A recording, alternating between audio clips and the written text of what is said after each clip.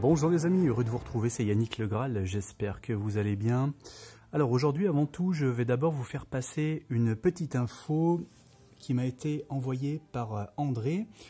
C'est à propos du domaine de la Salze qui se trouve dans l'Aude et qui organise pendant tout l'été une série de conférences qui concernent les mystères de l'histoire, l'ésotérisme, la technologie, l'utilisation de la 5G, les cristaux. Enfin, il y a vraiment tout un tas de domaines qui sont abordés, qui sont tous très intéressants. Et les organisateurs de ces conférences ont invité André à s'exprimer cet été. Figurez-vous que le jour de sa conférence tombe, comme par hasard, le samedi 15 août, donc le jour de la fête de la Sainte Vierge. Ce sera à 15h30. Il y a également apparemment une seconde conférence de rattrapage le lendemain, donc le dimanche 16 août, qui sera à 10h30. Je vais vous mettre sous la vidéo en description le lien du site du domaine de la Salze où ça va se passer donc. Je n'ai pas d'infos sur le nombre de places disponibles, donc tout se fera apparemment sur réservation. Donc voilà, je vous invite à les contacter si ça vous intéresse. Et d'ailleurs, pour ceux qui veulent visiter un petit peu le pays, ça se trouve juste à côté de Rennes-le-Château, ainsi que du pic de Bucarac, qui est connu pour ses apparitions d'ovnis. Donc voilà, tout un programme cet été si vous ne savez pas quoi faire. Voilà pour ça les amis. Alors on en revient à nos prédictions qui concernent la France. Les dates que j'ai demandées courent du mardi 23 juin au dimanche 5 juillet. J'ai demandé donc mes 4 événements pour l'actualité, avec mes 4 lignes. Eh bien, on regarde ça. Première ligne. J'ai la tempérance. Puis la papesse, suivi de l'entrave. Et on finit avec la trahison. Alors, pour moi, ce que je verrai dans cette carte, on nous parle d'urnes, tout d'abord. Des urnes, vous voyez qu'on déverse des choses dedans. Les urnes, ce sont les urnes où l'on vote. Donc, on peut nous faire référence à une élection. Alors, en actualité des élections, il y aurait éventuellement le second tour des municipales, mais je ne pense pas que ça fait référence à ça.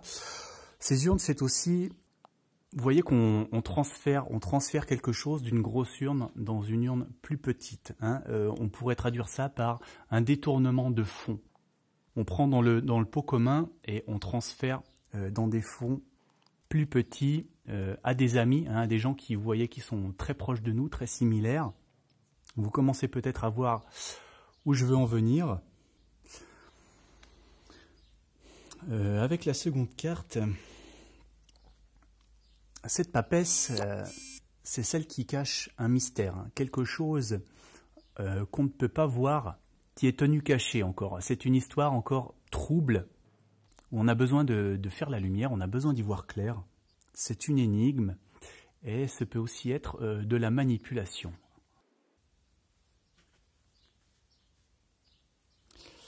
Là, on a l'entrave. Donc, il y a quelque chose qui a été entravé. On a fait barrage à quelque chose. Donc, moi je pense à l'affaire Fillon qui est déjà une actualité d'aujourd'hui.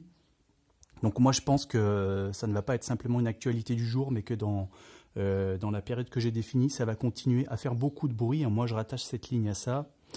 Là vous voyez qu'on a la trahison. Donc on a un mensonge, on a quelque chose encore qui a été caché. On revient au complot avec la trahison. C'est la carte du secret. On vous mord comme ça dans le dos. Donc voilà, pour moi, c'est l'affaire Fillon avec ici les détournements de fonds, les emplois fictifs, les urnes électorales. Ici, le besoin de faire la lumière sur cette affaire. Là, oui, entraver, c'est entraver la candidature de Fillon. Cette carte nous dit aussi que c'est quelqu'un qui est battu par les autorités. Donc par les autorités judiciaires, donc quelqu'un qui a dû se soumettre à la justice, à plus fort que lui. c'est aussi la pression de la hiérarchie qui a admis avoir reçu la procureure à propos de cette affaire pour faire tomber François Fillon. Et puis là, on essaye de faire remonter quelque chose, de faire remonter les infos aussi, à mon avis. Et donc, eh bien voilà, là c'est la mise en évidence du complot, de la dissimulation qu'il y a eu à propos de cette affaire. Donc voilà, pour moi, on continue à parler de l'affaire Fillon. Ensuite, ligne 2. Alors là, j'ai un roi de denier. Après, j'ai une reine d'épée. Ensuite, j'ai le Graal. Et enfin, les affaires. Alors là, pour cette ligne, en revanche, je pense qu'on est bien sur les élections municipales avec la ville de Paris. La ville de Paris, voilà, c'est la grande ville ici, les grands immeubles, les quartiers d'affaires, et puis donc les affaires. Donc voilà, quelqu'un qui arrive ou qui reste aux affaires. Ce Graal ici, c'est bien sûr la victoire dans ce contexte. Quelqu'un qui remporte donc l'élection. Alors ici, on nous parle d'une femme énergique, d'une femme qui a du caractère, qui n'a pas peur de se démarquer. Ça peut être aussi une femme qui parle beaucoup en faisant beaucoup de vent, qui enfume éventuellement les gens. Alors, ça ne nous avance pas vraiment parce que finalement, les trois candidats sont des femmes. On a Anne Hidalgo, on a Rachida Dati et on a Agnès Buzyn. Alors, regardons la première carte pour voir si on a plus d'infos. Donc là, on a le roi de denier. Alors, le roi de denier, il nous parle d'expérience. Donc, qui a le plus d'expérience à la mairie de Paris? C'est bien évidemment Anne Hidalgo. Anne Hidalgo, cette carte, elle nous dit de vieux moineaux n'entrent pas dans la cage. Donc voilà, elle est quasiment depuis 20 ans en activité à la mairie de Paris, pas en tant que maire, mais en tant que conseillère et d'autres choses. Donc elle a vraiment beaucoup d'expérience. Donc pour moi, là, ça fait référence à Anne Hidalgo, cette ligne. On voit aussi quelqu'un, j'ai l'impression, qui dilapide un peu l'argent. Vous voyez que là, il donne des pièces. Ça nous parle de générosité, mais disons que cette personne, elle s'assoit un petit peu sur les comptes. Et ça me fait penser à Anne Hidalgo, puisqu'elle a été épinglée par la Cour des comptes pour maquillage, pour artifice comptable. Donc moi, je vois bien l'image de Anne Hidalgo. L'oiseau fait aussi référence au côté écologique. La maison, donc, c'est la politique de logement, qui est importante pour Hidalgo à Paris. Donc voilà, pour moi, cette ligne, c'est une victoire d'Anne Hidalgo à la mairie de Paris. Alors, cette carte, est-ce qu'elle nous en dit plus? Peut-être qu'elle sera en transe le soir de la victoire. Voilà. On va voir. On va voir. Alors, la troisième ligne n'est pas forcément évidente. Donc, on va voir si j'interprète correctement. On a un 2 de denier.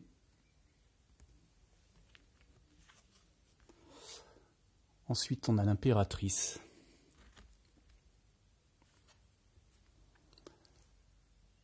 Ensuite, on a le cymbalon. Puis le plaisir.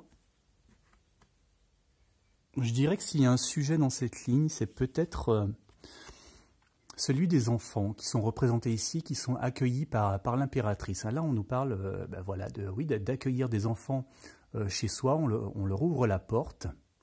Et donc, l'actualité qui concernerait les enfants en ce moment, c'est l'accueil des enfants de djihadistes qui ont été rapatriés de Syrie, notamment, je crois.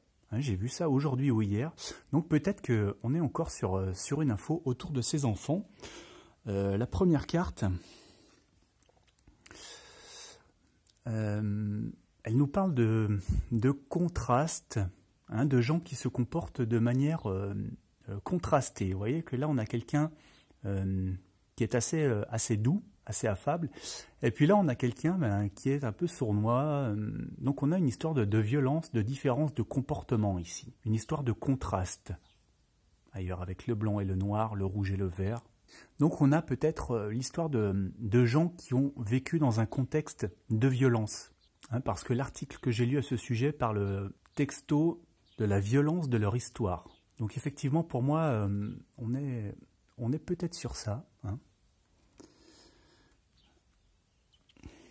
Alors le symbolon, eh bien, pour moi, c'est la République ici. Hein. C'est la République très souvent, cette carte. Donc voilà, le pays qui accueille ces enfants issus d'un milieu de violence. Alors pourquoi le plaisir? Je me suis demandé un petit peu, je pense que c'est pour mettre en avant le côté accès à une vie normale, une vie d'amusement, une vie de divertissement, hein, avec les plaisirs quotidiens plutôt que la violence qu'on a vue au début. Donc voilà, je ne sais pas si c'est ça, je ne suis pas sûr à 100%, mais ça me semble quand même assez plausible. Alors pareil, la dernière ligne, je ne suis pas non plus très affirmatif, mais enfin, vous jugerez par vous-même. Donc là, on a un 8 de denier.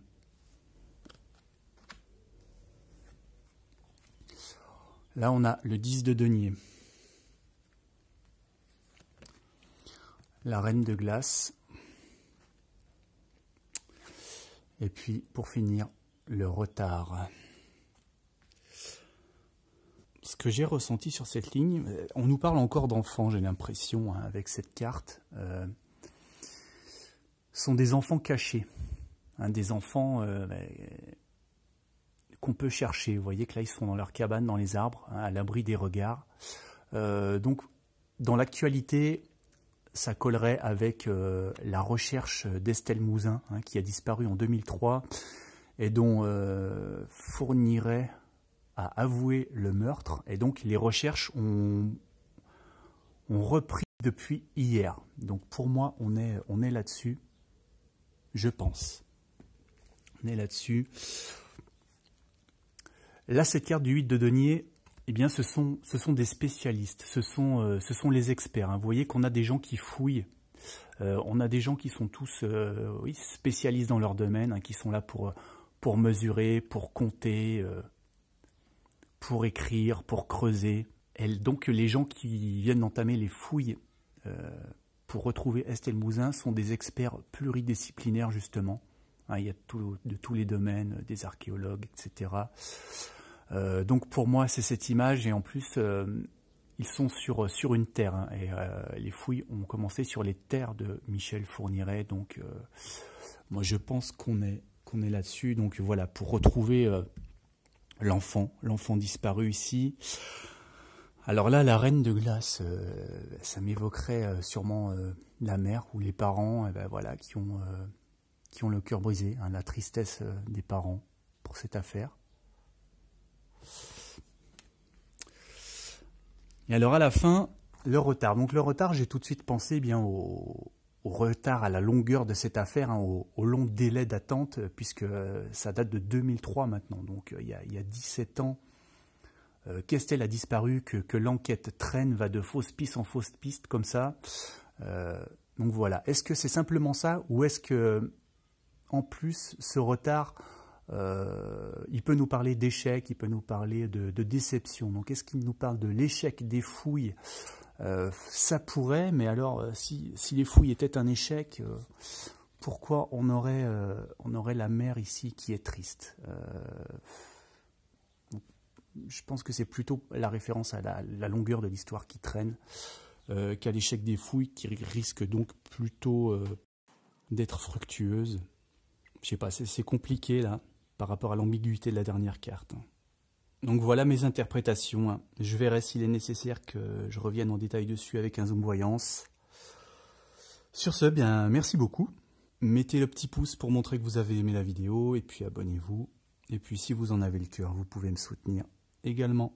Alors un grand merci à vous, beaucoup de bonheur, et puis gardez espoir. À bientôt.